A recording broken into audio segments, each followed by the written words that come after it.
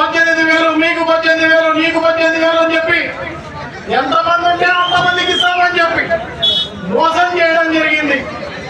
పిల్లలు కనబడితే పిల్లలందరికీ ఏ షరతులు లేవు, ప్రతి ఒక్కరికి 15,000 రూపాయలు ఇస్తామని చెప్పి ఎంతమంది ఉంటే అంతమందికి ఇస్తామని చెప్పి చెప్పడమే చెప్పి ఒక్క రూపాయి ఇచ్చిన పరిస్థితి లేదు అని చెప్పి తెలియజేసుకుంటున్నా. అదే కాదు, నిరుద్యోగులందరికీ ఉద్యోగాలు మొత్తం ఇచ్చేస్తాం.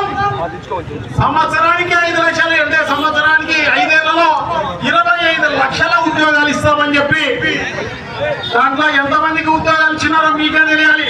ఎవరు వచ్చినాయా ఉద్యోగాలు? ఒక్కరికి ఉద్యోగమైనా ఒకవేళ ఈకపోతే వాళ్ళకి నిరుద్యోగ వృత్తి ఇస్తాము అని చెప్పేసి చెప్పడం జరిగింది. 3,000 రూపాయలు ఎవరు ఇచ్చినారా?